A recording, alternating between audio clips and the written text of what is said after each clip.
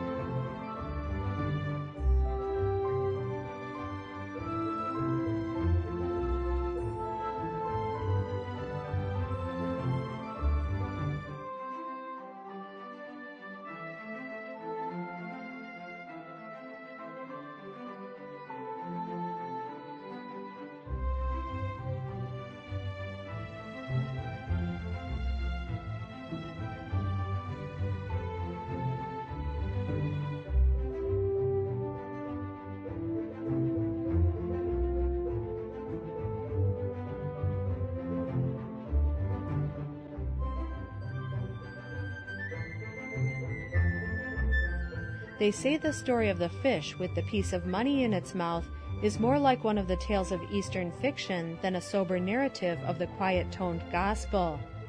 Peter had to do with fishes every day of his life.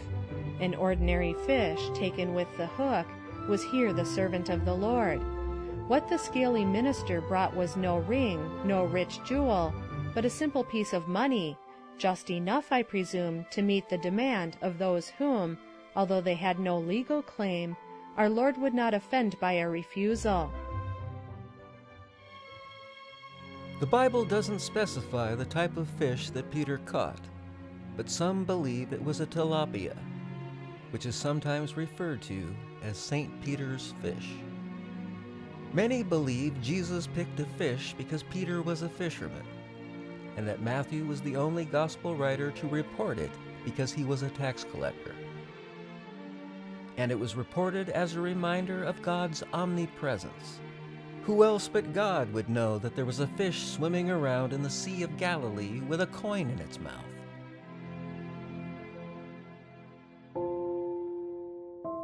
On what would be the first Palm Sunday, Jesus rode into Jerusalem on a donkey, as prophesied by Zechariah roughly 500 years before. After a 3-year ministry, this was to be his last week on earth. On Monday, he arrived at the temple and found the courts full of money changers. He began overturning their tables, telling them they were turning his father's house into a den of thieves, displayed with flair in The King of Kings.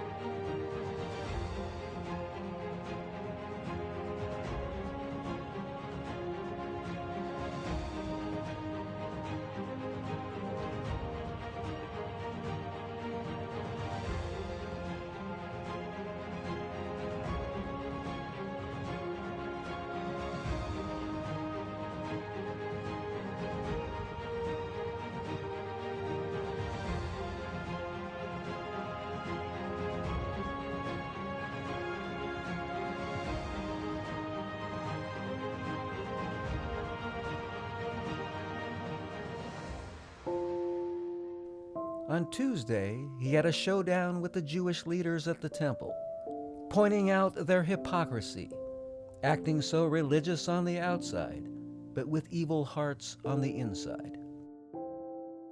He took the disciples to the Mount of Olives, which sat on the east side of the temple overlooking Jerusalem. It was here that Zechariah predicted the Messiah would stand when he came to establish his kingdom.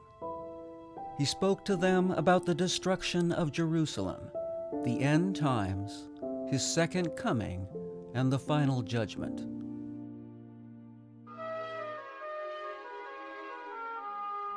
The Bible doesn't tell us what happened on Wednesday, but Thursday was the day he held a Passover meal with his disciples, known forever as the Last Supper.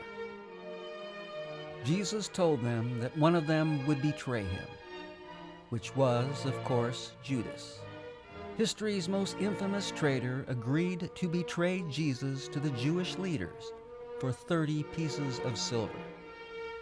Many believe Judas's motives were pure greed, but others believe Judas was disappointed. He thought Jesus would be a different kind of king, a king who would lead a rebellion against Rome, not a humble servant traveling through Galilee, talking about an eternal kingdom and loving your neighbor. When they had sung a hymn, they went out to the Mount of Olives. Then Jesus said to them, "All of you will be made to stumble because of me tonight, for it is written, 'I will strike the shepherd, and the sheep of the flock will be scattered.' But after I am raised up, I will go before you into Galilee." In the Gospel of Luke, Jesus says to Peter, "Satan has asked to have you, to sift you like wheat, but I have pleaded in prayer for you that your faith should not completely fail. So when you have repented and turned to me again, strengthen and build up the faith of your brothers." Peter said, "Lord, I am ready to go to jail with you and even to die with you."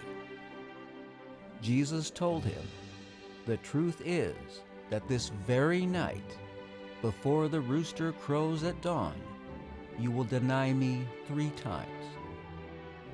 Jesus' warning seems to go right over Peter's head.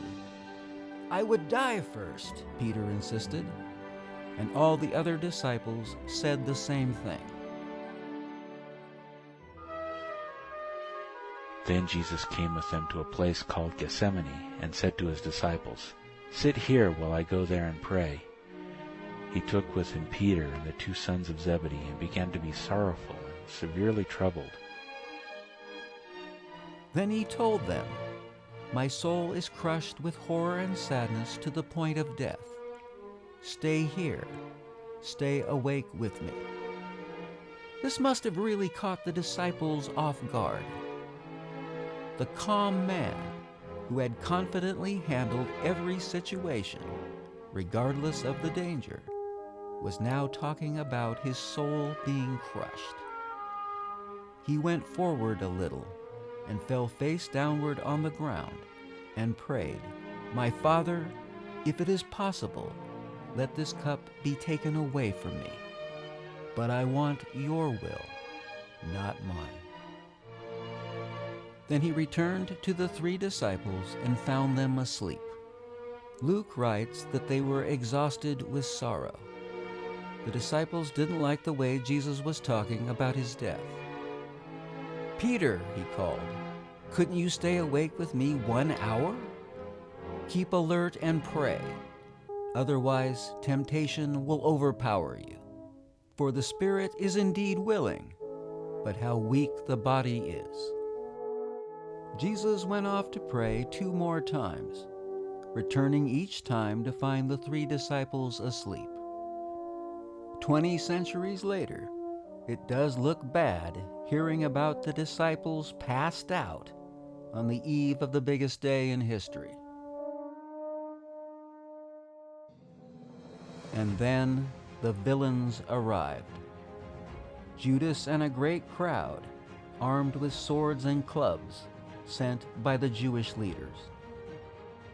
Judas had told them to arrest the man he greeted, agreeing to be the formal accuser in case a trial was called.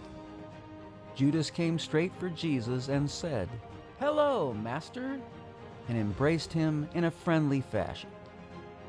Jesus said, "My friend, go ahead and do what you have come for." Then the others grabbed him. According to the Gospel of Luke, Jesus' followers asked him, "Lord, should we strike with our sword?" In the King of Kings, the disciples heroically jumped into action.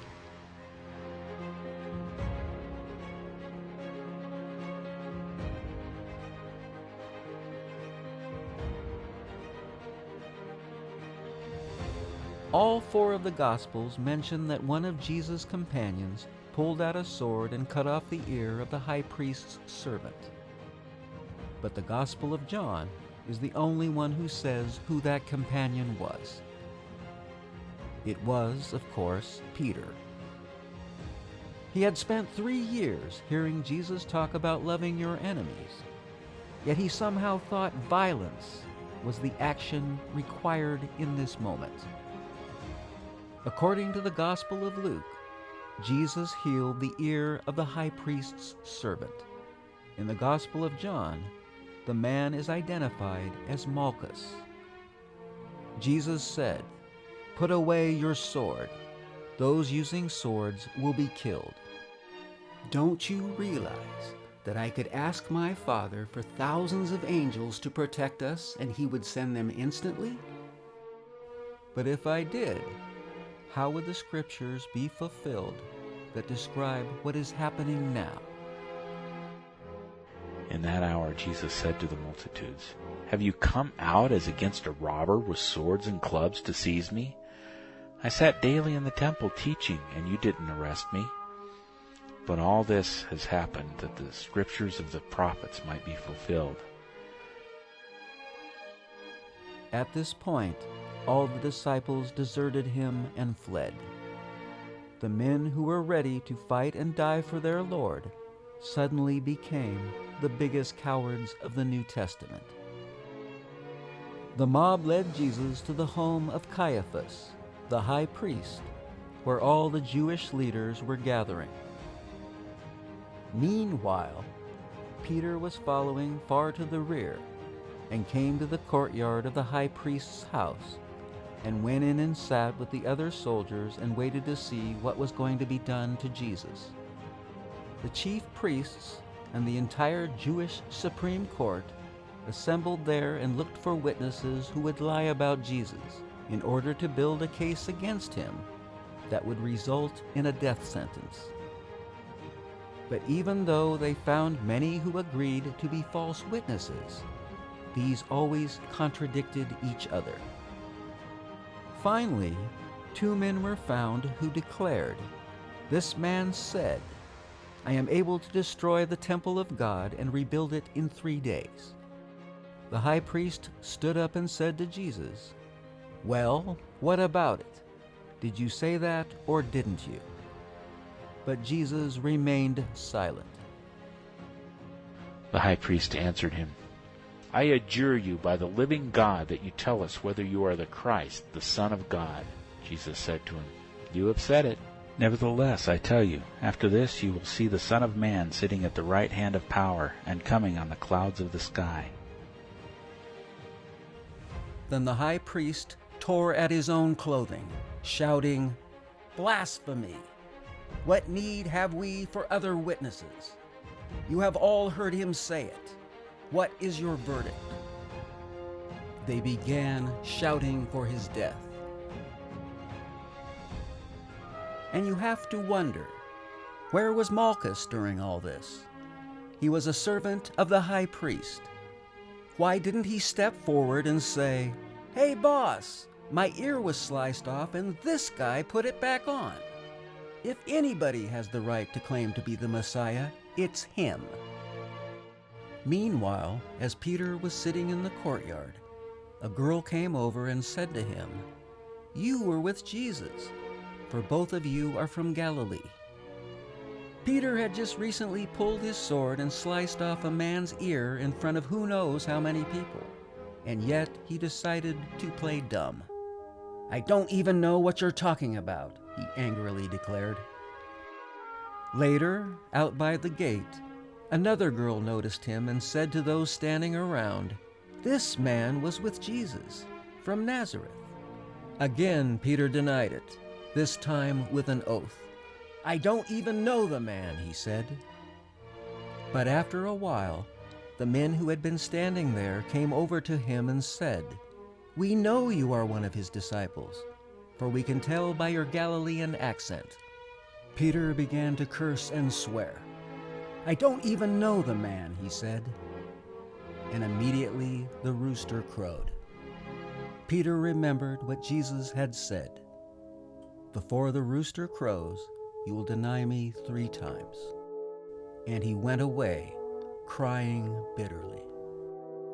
Peter said he would never deny Christ, yet he was unable to stand up for his master for even a matter of hours.